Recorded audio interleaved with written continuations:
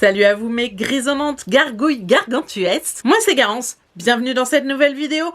Aujourd'hui, on se fait un wrap-up film/série de mon mois de janvier. Et oui, je sais, on est presque à la mi-février.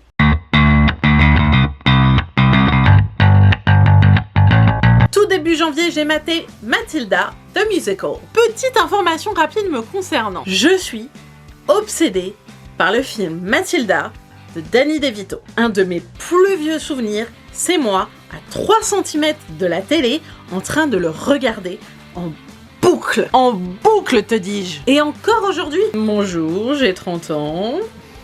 Le chien. Ta gueule, le chien. Donc, The Musical. Naturellement, j'avais beaucoup d'attentes. Je crois que je suis la seule personne sur cette planète à ne pas l'avoir aimé. Hashtag pas cœur avec les mains. Je vais essayer de faire une critique constructive. D'abord, les acteurs jouent relativement bien. En tout cas, j'ai pas été choquée et leur performance ne m'a pas gênée. Ensuite, l'histoire avait beaucoup de potentiel. Il y a quelques idées innovantes que j'ai appréciées. Et franchement, pour certaines, il fallait oser. Ça, c'était un truc intéressant. Ça, c'est un truc qu'ils auraient pu développer. Hashtag pouce, chérie. Et maintenant, on passe aux chansons, je suppose. Hashtag je vais me faire défoncer la gueule. J'ai détesté. Mais vraiment, genre, doublé d'un que nenni. C'était mauvais, les gars. Elles sont pas catchy, elles sont pas mémorables, elles sont même pas mélodieuses. Et les danses, d'où Jesus. Pourquoi tant de haine envers l'art de la danse? Y a personne qui chante bien et les danses faisaient juste pitié.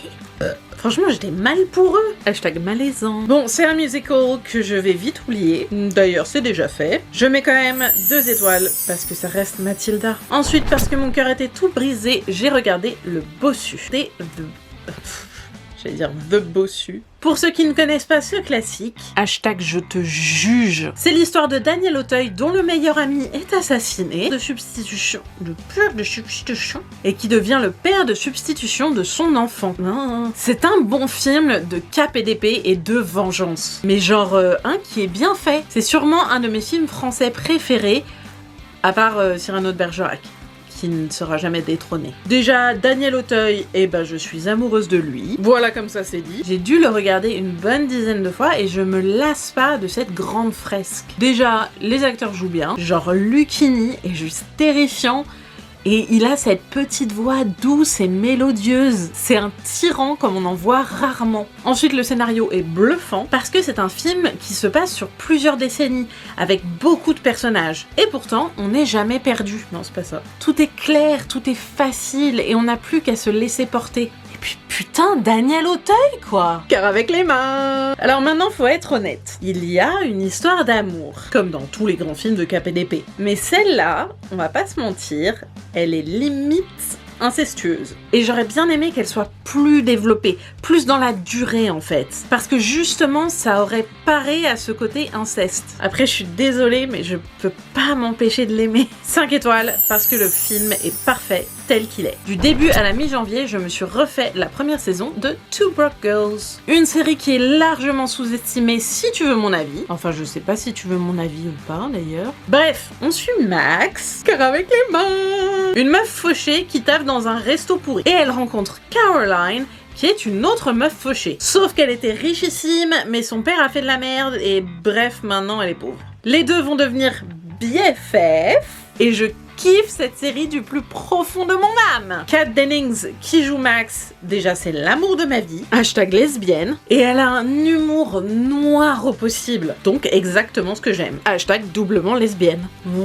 Toute l'équipe d'acteurs complètement what the fuck-esque joue super bien. Parfois c'est un peu genre mignon rose licorne, hashtag vomi, et je sais pas quoi. Mais c'est surtout ultra décalé, uber drôle, et uber vulgaire. Mais c'est ça le brio des scénaristes, c'est de transformer le vulgaire en quelque chose d'attachant. Bon, je m'attarde pas, 5 étoiles, il faut voir cette série. Énième visionnage de A Castle for Christmas. Alors pour le coup, on est en janvier, donc on a encore le droit de regarder des films de Noël. C'est une meuf auteur qui a un gros blocage. Hashtag moi. Et elle se barre en Écosse. Hashtag moi. Pour acheter un château. Hashtag pas moi du coup. Ce film est bien parti pour devenir une de mes comédies romantiques de Noël préférées. Ouais, non, si c'était bien celle d'avant.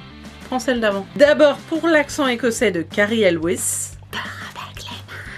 Ensuite, parce que j'aime bien cette petite bande d'acteurs super attachants. Oui, il y a une histoire d'amour. C'est un peu le principe d'un film de Noël, hein.